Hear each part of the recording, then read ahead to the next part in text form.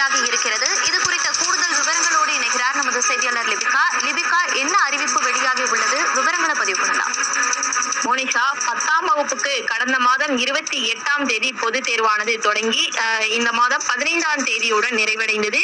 இந்த நிலையில் 10ஆம் வகுப்பு பொதுத் தேர்வில் சமூக அறிவியல் பாடம் தேர்வில் பொதுத் தேர்வில் ஒரு மதிப்பெண் பிரிவில் 4வது கேள்வியாக ஒரு கேள்வியானது கேட்கப்பட்டிருந்தது. அதாவது ஜோதிபா பூலே ஆதரவற்றவர்களுக்கான விடுதிகளையும் விதவைகளுக்கான காப்பகங்களையும் திறந்தார் என்று கேள்வியானது கேட்கப்பட்டிருந்தது. காரணம், குறிப்பா ஜோதிபா பூலே குழந்தை திருமணத்தை எதிர்த்தார், விதவைகள் மறுமணத்தை ஆதரித்தார். அதே போன்று இந்த கேள்வியை பொறுத்தவரை 2 வாக்கியங்களுமே முரணாக உள்ளதாக ஆசிரியர்கள் இதற்கு மதிப்பெண் வழங்க வேண்டும் என கோரிக்கை வைத்து வந்தனர். இந்த நிலையில் தற்போது அரசு தேர்வுகள் துறை சார்பில் இந்த 10ஆம் வகுப்பு பொதுத் தேர்வை பொறுத்தவரை சமூக அறிவியல் பாடத்திட்டத்தில் இந்த கேள்விக்கு பதில் அளித்திருந்தாலுமே அந்த மாணவர்களுக்கு ஒரு மதிப்பெண் வழங்கப்படும் என தற்போது அறிவிக்கப்பட்டிருக்கின்றது.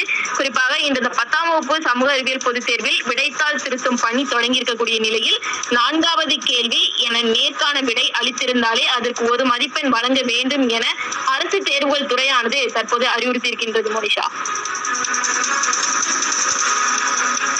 லிபிகா, தற்போது இந்த மாற்றமானது என்ன தாக்கத்தை ஏற்படுத்தும்?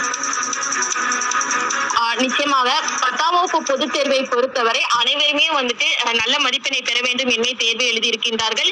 இந்த நிலையில் இந்த மதிப்பெண்ணை வைத்தே 11ஆம் வகுப்பில் அவர்கள் எடுக்கக்கூடிய பாடப்பிரிவுகள் என பிரியும். இந்த நிலையில் ஒரு மதிப்பெண் குறைந்தால் அவர்கள் முழு 500க்கு 500 வாங்க வேண்டியது என்பது குறையக்கூடிய நிலையில் தற்போது அந்த ஒரு மதிப்பெண் என்பது கொடுக்கப்படும் என தவறாக இந்த கேள்விக்கு முழுமையான அந்த ஒரு மதிப்பெண் என்பது